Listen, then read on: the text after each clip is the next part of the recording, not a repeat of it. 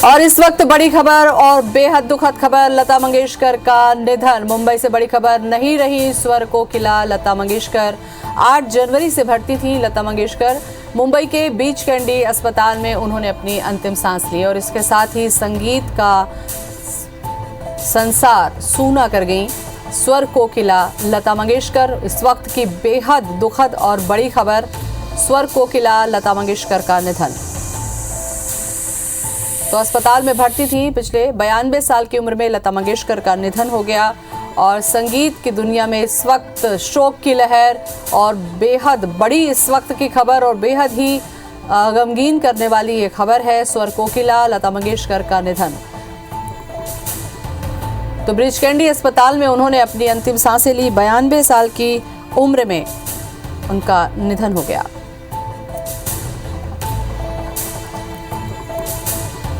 और संगीत का ये संसार सूना करके चली गई स्वर कोकिला लता मंगेशकर। 92 साल की उम्र में उन्होंने अपनी अंतिम सांस ली।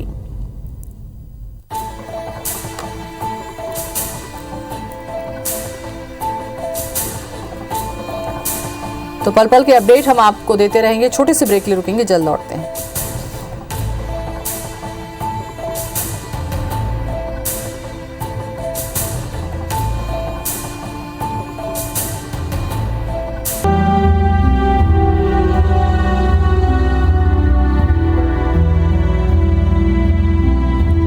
नमस्कार, आप देख रहे हैं IBC 24। मैं हूं आपके साथ ज्योति सिंह। शुरुआत बड़ी और बेहद दुखद खबर से। देश और संगीत जगत के लिए बेहद ही सूना करने वाला ये दिन, लता मंगेशकर का निधन। नहीं रही स्वर कोकिला लता मंगेशकर और सूना कर गई अपने पीछे, शांत कर गई संगीत के इस जगत को।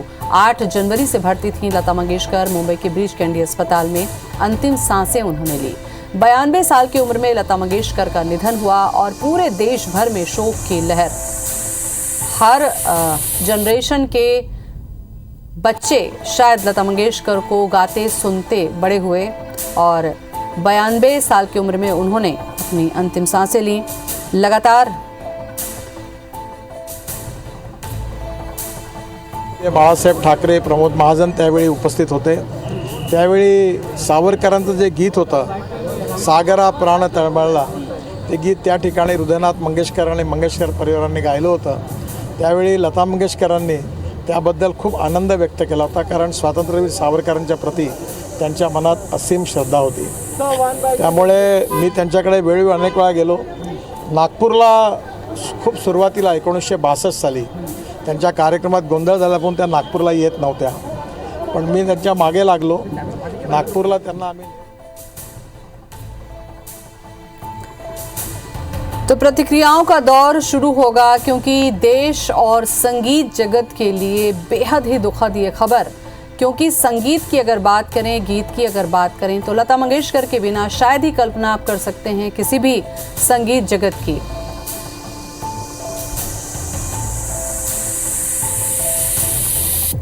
तो अब सभी योगी आदित्यनाथ ने भी अपनी शोक संवेदनाएं व्यक्त की हैं स्वर कोकिला के लिए। पिछले 27 दिन से लगातार ब्रिज कैंडी अस्पताल में उनका इलाज चल रहा था।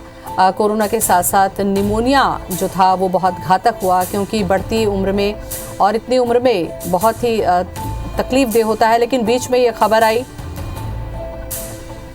खबर भी आई थी कि वो शायद रिकवर कर रही हैं, लेकिन वो जिंदगी से जंग हार गई। लेकिन अपने पीछे कला का एक ऐसा संसार छोड़ गई हैं जो रहती दुनिया तक कभी भी भुलाया नहीं जा सकेगा।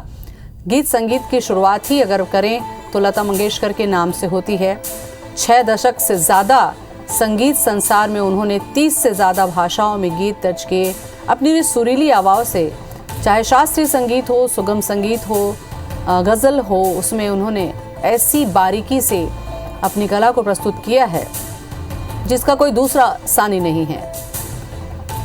और ये संसार से रुखसत हो गई लता मंगेशकर। 92 साल की उम्र में ब्रिज कैंडी अस्पताल में उन्होंने अपनी अंतिम सांसें ली।